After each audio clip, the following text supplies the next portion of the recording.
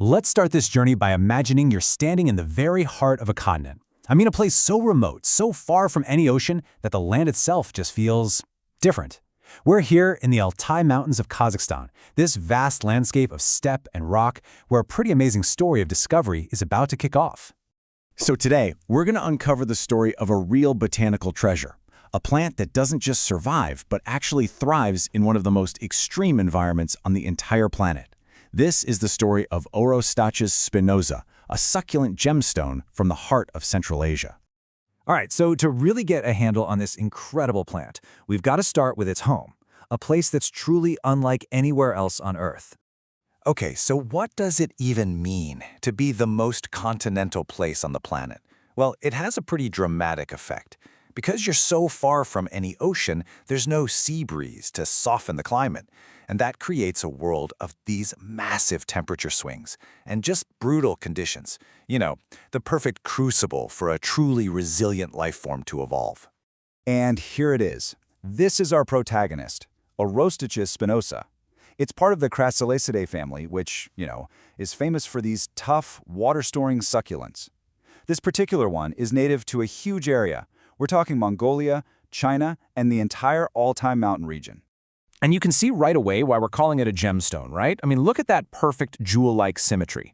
It's just an incredible contrast. You have this delicate, intricate little form that's somehow thriving in that vast, rugged landscape we just saw.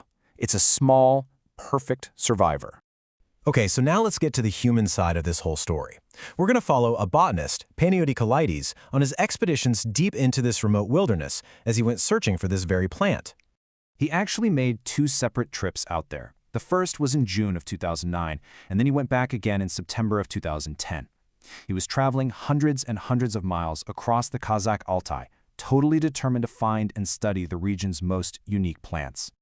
So the search started in places that looked just like this, these rocky granite hills, where the team really expected to find rare specimens of Orostachys just hiding out in these specific hard-to-reach crevices.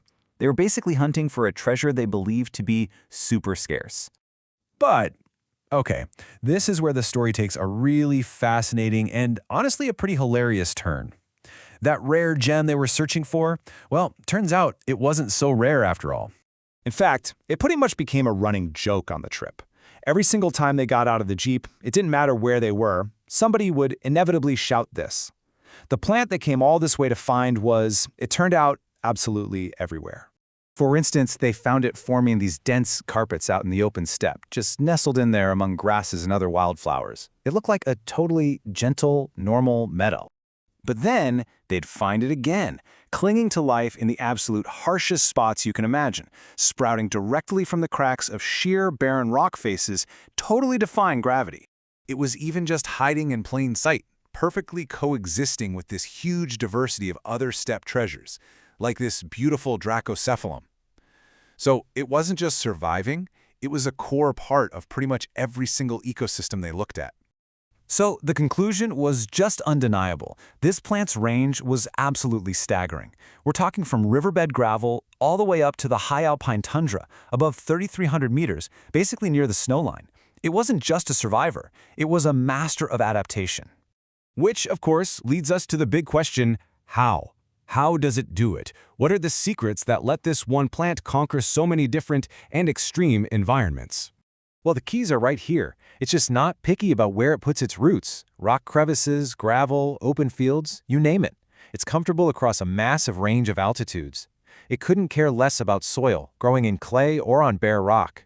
And, most importantly, it has this incredible endurance for climate extremes. And when we say extreme, we really mean it.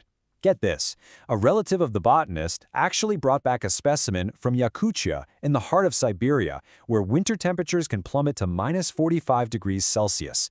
Seriously, let that sink in for a second. This little plant just does not care about the cold. So what does all of this rugged, wild survivalism mean for us? Well, it means this icon of the Asian steppe has a really surprising second life, in the garden.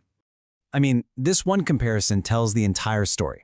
On the left, you've got its wild home on a cliff face in the Altai. And on the right, that's the same untamable spirit, perfectly happy and thriving in a simple stone container. And what's wild is that growing it is surprisingly easy. The author notes that even though its native habitat looks so dry, it actually loves regular water in a garden setting. Just give it a shallow home, some decent soil, plenty of sun, and it will absolutely reward you. And that reward, oh, it is spectacular.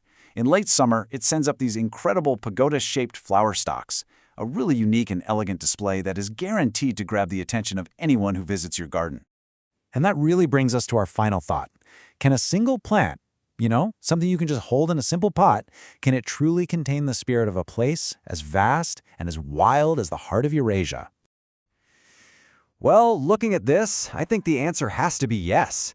This isn't just a plant. It's a story of survival. It's a living piece of the vast Asian steppe, holding all of that wilderness and that incredible resilience right there in your own world.